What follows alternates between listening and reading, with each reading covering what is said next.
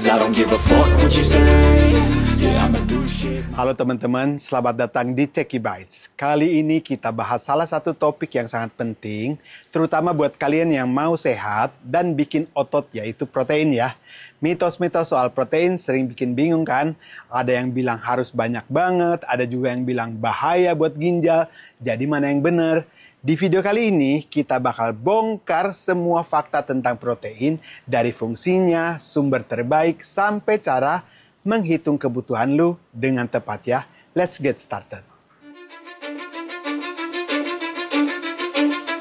'Cause I don't give a fuck what you say. Singkatnya, protein itu adalah makronutrien penting yang terdiri dari asam amino, dan ini adalah bahan pembangun tubuh kita ya. Jadi bayangin ini seperti batu bata untuk bangunan tubuh, yaitu membentuk otot, memperbaiki jaringan, dan menjaga fungsi organ penting. Fungsi utama protein ini bekerja di banyak hal ya. Yang pertama itu membangun dan memperbaiki otot, khususnya setelah berolahraga. Dan setelah itu membentuk hormon juga seperti insulin ya. Nah, dan juga bisa meningkatkan imunitas kita, karena protein itu membentuk antibodi. Dan fakta menariknya itu, tubuh lu itu nggak menyimpan protein ya, seperti karbohidrat atau lemak. Jadi, asupan harian itu wajib banget, khususnya buat lu yang ingin membangun otot dan menjaga kesehatan. Nah, sekarang bagaimana protein itu membantu membangun otot? Nah, yang pertama itu mekanisme kerja protein itu seperti begini. Jadi ketika lu latihan beban atau olahraga yang intens, serat otot lu itu rusak. Makanya itu protein itu membantu memperbaiki kerusakan itu dan membangun otot jadi lebih gede lagi dan lebih strong lagi ya. Nah, yang keduanya itu efek latihan tanpa protein itu cukup dengan, bayangin aja, bangunan tanpa batu bata. Gimana tuh? Jadi latihan berat tanpa cukup protein gak akan bisa memberikan hasil yang maksimal. Bahkan bisa bikin otot itu menjadi rusak. Terus waktu konsumsi optimalnya tuh kapan? Protein timingnya ya. Kamu nggak harus buru-buru makan protein segera setelah latihan ya. Yang penting itu adalah total asupan protein yang harian itu bagaimana. Itu sangat penting daripada kita buru-buru minum protein ya. Oke, tapi makan 20-30 gram protein dalam waktu 1-2 jam setelah latihan bisa bantuin proses pemulihan otot lebih efektif lagi. Terus gimana cara ngitung kebutuhan protein? Ya, pertama ya, rekomendasi umumnya itu buat orang yang normal dan tidak aktif gitu tuh. Bisa dengan 0,8 gram per kilogram berat badan.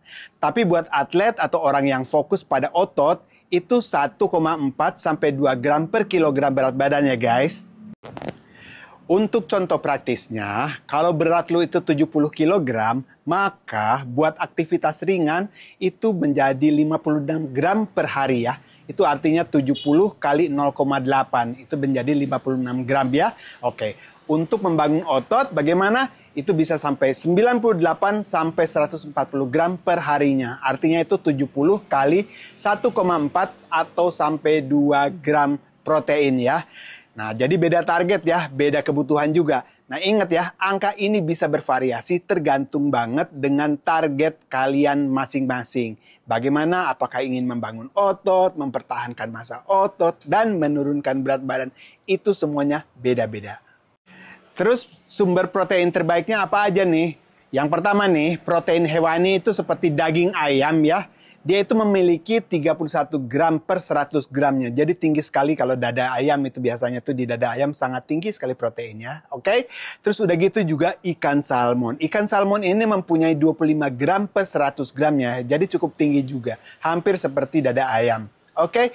Terus yang ketiga adalah telur. Telur ini memiliki 6 gram protein loh per butirnya itu. Jadi cukup tinggi juga ya. Kelebihannya dari semua ini, dari protein hewani ini adalah dia punya lengkap semua asam amino esensialnya ya. Yang kedua itu protein nabati ya. Untuk protein nabati itu contohnya tahu dan tempe ya. Dia itu memiliki 10-20 gram per 100 gramnya. Dan yang berikutnya tuh ada kacang merah juga, itu adalah sumber protein nabati juga. Dia memiliki 7-9 gram per 100 gramnya. Kelebihan dari protein nabati ini, dia itu tinggi serat, rendah lemak jenuh, dan kekurangannya ada juga ya. Kadang kurang kurang lengkap ya, nggak ada asam aminonya gitu ya. Jadi selalu kombinasikan beberapa sumber itu ya. Kadang protein nabati, kadang juga protein hewani, supaya menjadi lengkap. Karena seimbang itu adalah kunci dari kesehatan kita. Oke? Yang ketiga itu kan ada suplemen protein juga ya. Tapi gini ya, kalau sulit memenuhi kebutuhan protein dari makanan, suplemen itu bisa jadi pelengkapnya ya. Seperti whey atau casein, ini bisa dibantu juga ya. Tapi ingat ya, ini cuma tambahan doang, bukan pengganti makanan utuh ya guys. So, ada pertanyaan, apakah lebih banyak protein lebih baik? Nah, ini gini ya penjelasannya. Yang pertama nih, batas konsumsi proteinnya tuh kayak gimana? Menurut penelitian, konsumsi lebih dari 2 gram per kilogram berat badan nggak akan memberikan manfaat tambahan ya. Bahkan bisa memperberat fungsi ginjal kita. Kalau lu punya masalah kesehatan tertentu, ini akan menjadi masalah. Terus kita bahas sedikit tentang mitosnya dari ini ya. Mitos soal ginjal dan protein itu kayak gimana. Jadi buat orang sehat itu ya, konsumsi protein tinggi itu tidak merusak ginjal ya guys. Tapi jika ada riwayat masalah dengan ginjal, sebaiknya selalu konsultasikan dahulu dengan abang dokter ya. Terus gimana efeknya dengan kekurangan protein? Itu tanda-tandanya adalah hilangnya massa otot. Proses pemulihan tubuh itu lebih lambat. Dan metabolisme melambat juga. Metabolisme itu pembakaran dalam tubuh ya. Kalau lambat kan nggak bagus ya. Terus gimana dengan protein untuk penurunan berat badan? Jadi gini ya, yang pertama itu efek protein pada diet itu gimana? Protein ini bikin kenyang lebih lama lagi dan ningkatin termogenesis ya, alias pembakaran kalori lebih tinggi. Nah, ini ideal buat yang mau nurunin berat badan.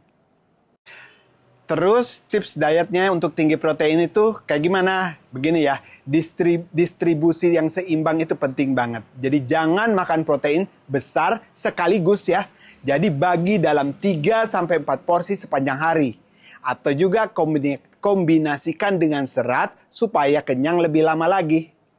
Terus tips praktis memulainya kayak gimana? Gini ya, yang pertama adalah mulai dari makanan yang sederhana dulu seperti telur, ayam, dan tahu tempe. Yang kedua itu hitung kebutuhan protein lu dengan realistis ya, jangan mengada-ngada juga. Dan yang ketiga, konsumsi cukup cairan untuk mendukung metabolisme protein kita. Dan yang keempat, jangan takut untuk mencoba suplemen, tapi jangan juga sampai tergantung. Oke, thank you ya udah nonton sampai habis. Dan kalau info ini bermanfaat, klik like, subscribe, dan share ke teman-teman kalian yang butuh info ini ya. Komentar juga kalau ada pertanyaan atau ada ide topik yang lain. I'll see you soon again.